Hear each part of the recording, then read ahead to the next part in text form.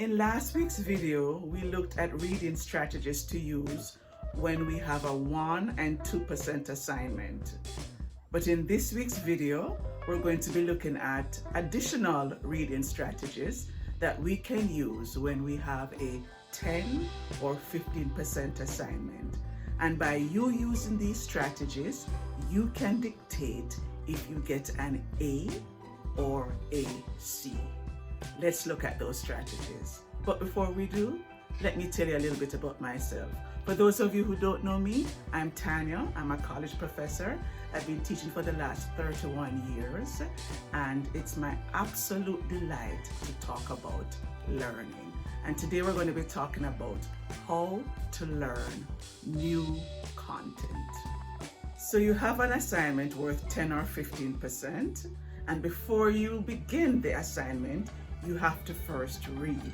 And you're going to be reading absolutely new content. Now, in order for you to learn this new content, changes have to occur in your brain. So let's talk about what actually happens in the brain when we learn. And to talk about this, I'm going to refer to Dr. Barbara Oakley's book, Learning How to Learn, because I thought she gave the most fascinating and explicit explanation of what occurs in the brain when we learn. Now, the brain is made up of tons of neurons, just going about their own business, single neurons on their own. But when we meet new content, those neurons perk up, look at each other, and they begin to give each other these high fives because they're no longer single neurons. And this is because in meeting new content, they begin to give each other signals. And these signals come about because of active reading, not passive reading where you're just glancing and making your eyes go across the book, but you're actually asking yourself questions and you're trying to figure out how it works. As you do that, the brain begins to come together and the neurons begin to come together. Now, initially, the neurons are linked, but the link is weak.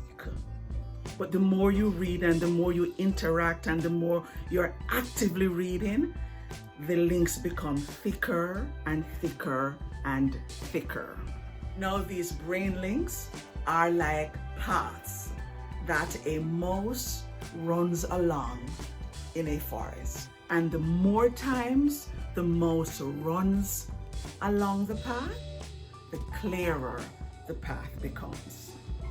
And the wider the path is, the easier it is to see and follow.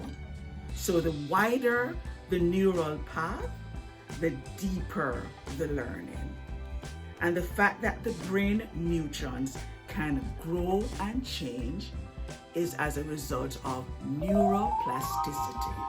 So if you want to learn new content, whether it be, to learn anything new, whether it be learning to play the piano, learning to ski, learning to crochet, any kind of learning public speaking skills, learning business writing skills.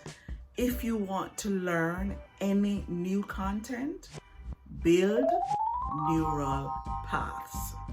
And the thicker the path is, the better your learning, or the more complete and the more deep your learning will be. So how do we build these neural paths when we have a 10 or 15% assignment? By reading the textbook. That's what we have to do. So we begin with step 1, which is skimming. We're activating prior knowledge and we're skimming, as I discussed in last week's video. And by skimming, what we're doing really is scaffolding. In the same way that you have a scaffold when there is construction going on, well, by us skimming, we're building our mental scaffold. And after skimming, we are ready to scan. And when we scan, we're not reading to understand, we're reading to answer questions.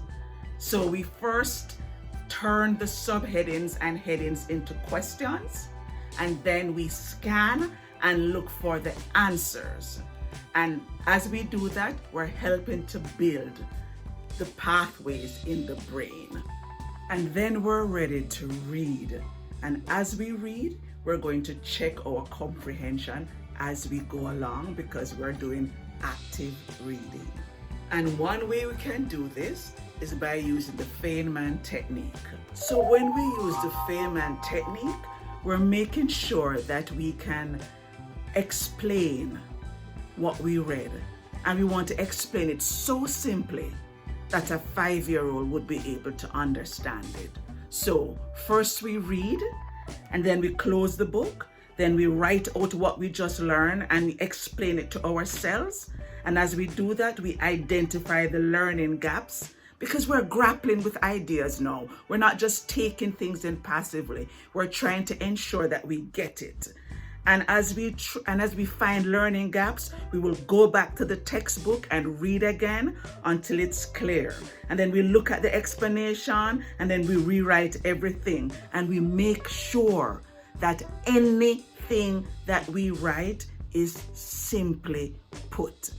It must be so simple. And that will prove to us that we understand it also. And we keep asking ourselves, why? Why is this? Why? So you keep asking yourself why, and the more you ask yourself why is the more you'll have to either go back to the textbook and dig some more or produce the answer. But what we're trying to do is ensure that we dig deep now and make sure that those neural paths are becoming thicker and clearer. But you're not going to stop there because yes, you think you understand it. Now it's time to quiz yourself. And that's what we call active recall. Because unless you then try to close the book, answer the questions again without looking back at the answers, you won't know if you really understand or if you even remember. So after doing that, the comprehension check and using the Feynman technique, now it's time for you to close the book, quiz yourself, and do some active recall. And keep in mind that active recall increases retention by 30%. And this is because you're deepening the grooves in the brain because it takes more energy to reflect than it takes to read. So it is advisable that you spend a 70 to 30% ratio. 70% on the active recall and 30% on the reading. That way you dig very deeply and you add to the brain. You add to those networks and you get it firmer. And when you start questioning yourself, you'll get a chance to see what you really know.